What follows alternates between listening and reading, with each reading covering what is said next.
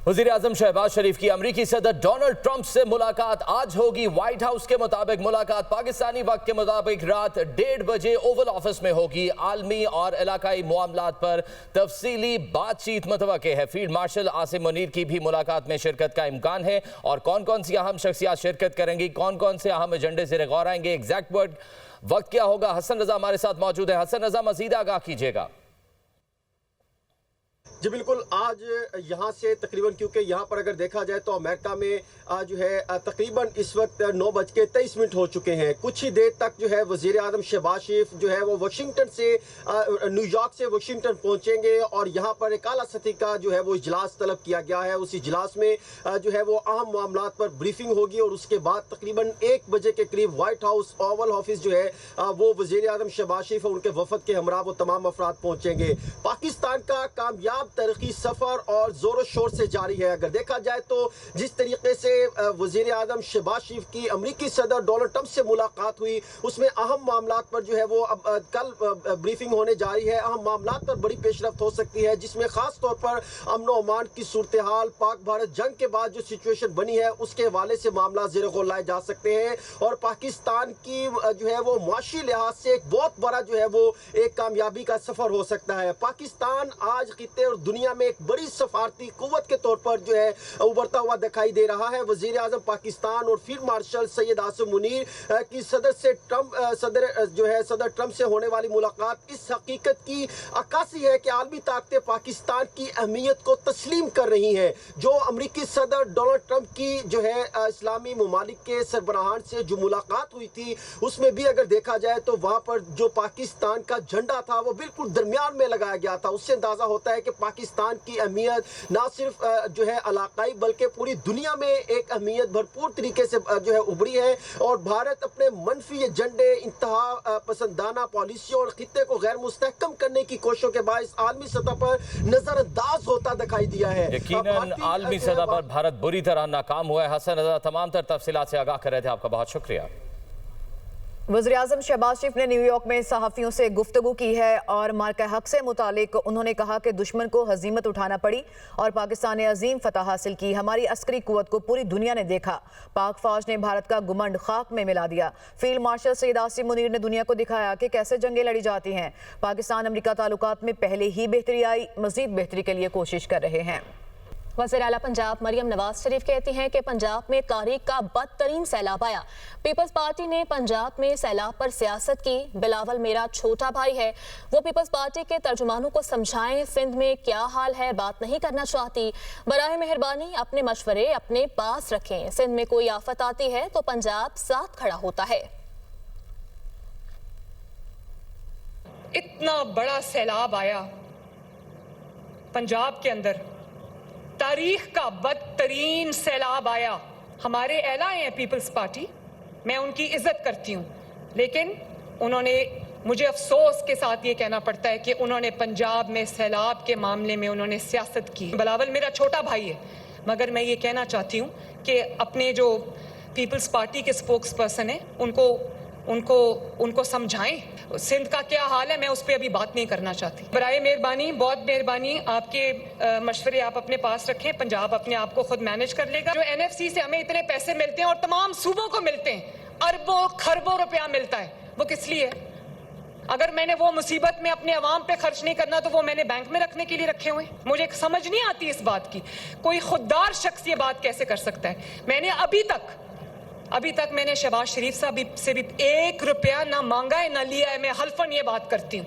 और अगर मैंने इस मुसीबत में अवाम का पैसा, पंजाब के अवाम का पैसा अवाम पे नहीं खर्चना तो उस पैसों का मैं क्या करूँगी। Chairman peoples party Bilawal Bhutto कहते हैं वफाकी हुकूमत बेनज़ीर इनकम सपोर्ट प्रोग्राम के जरिए सैलाब मुतासिरीन की मदद करे। बर वक्त आलमी अपील करते तो सैलाब मुतासिरीन की जल्द और ज़्यादा मदद हो सकती थी। बदतरीन सैलाब से फूड सिक्योरिटी का मसला हो सकता है। वफाकी हुकूमत अपनी पॉलिसी पर नजरसानी करे। सैलाब से पंजाब को तारीखी नुकसान पहुंचा, बेनज़ीर कार्ड के जरिए किसानों की मदद करेंगे। बेनज़ीर इनकम सपोर्ट प्रोग्राम के थ्रू सपोर्ट दिया जाए फ्लड के जो मुतासर ہو چکے ہیں.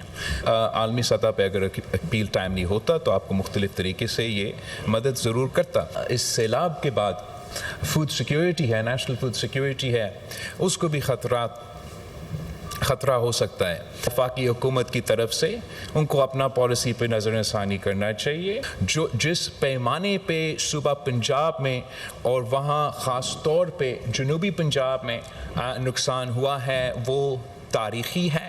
بے نظیر ہاری کارڈ شروع کروایا ہے, اس کے تھرو ہم جو چھوٹے زمیندار ہیں, کسان ہیں, ان کو ہم اس کارڈ کے تھرو اور CNIC کے تھرو اور مختلف طریقہ کار ہے ویریفیکیشن کے لیے, وہ ویریفیکیشن کر کے ان کو سندھ حکومت سپورٹ کریں گے. جہاں تک آئینی ترمیم کے سوال ہے, نہیں, آج تک مسلم لیگ نواز نے مجھے کوئی نہ ڈرافٹ شیئر کیا نہ پروپوزل سامنے آیا ہے. اگر ان کے پاس ایسے کوئی آئینی ترمیم موجود ہوگا تو ان کو اس کو اناؤنس کرنا چاہیے.